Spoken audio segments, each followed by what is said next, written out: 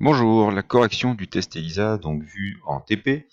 Je rappelle que le test ELISA a pour but de détecter des anticorps présents dans le sérum sanguin d'un individu. Donc savoir s'il est séropositif ou séronégatif. Donc on avait pris l'exemple de la séropositivité au sida. Pamela est-elle séropositive ou pas? A-t-elle été en contact? Donc, pour les schémas, la correction qui va suivre comportera les légendes suivantes. Donc bien sûr, on ne peut avoir un anticorps spécifique d'un antigène que s'il a été en contact. Donc l'antigène X ici, c'est l'antigène du VIH qui sera représenté au fond des puits, il est fixé au fond des puits. On cherche à détecter si Pamela possède ces anticorps anti-X, donc anti-antigène du VIH.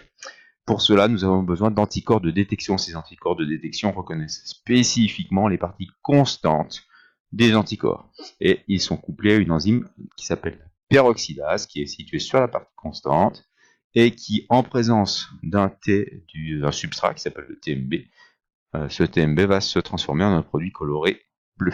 Donc, on dispose d'un puits dans lequel est fixé tout au fond les antigènes du VIH.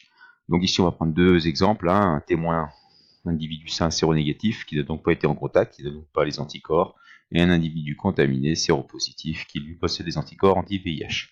Donc quand on rajoute les sérums des deux individus, ces sérums sont différents de par leur composition en anticorps.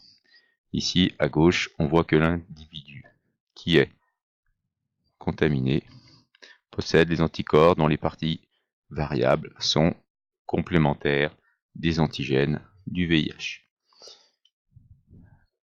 Il y a la fixation de ces anticorps. On fait ensuite un lavage de manière à supprimer tous les anticorps non fixés. Donc pour l'individu sain séronégatif, il ne reste plus rien. Pour l'individu séropositif, les anticorps fixés demeurent.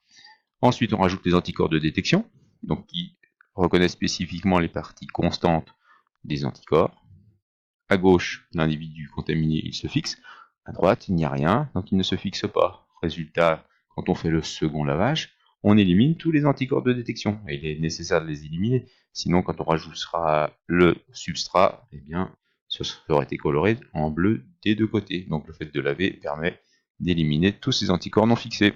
Il ne reste plus qu'à ajouter le TMB.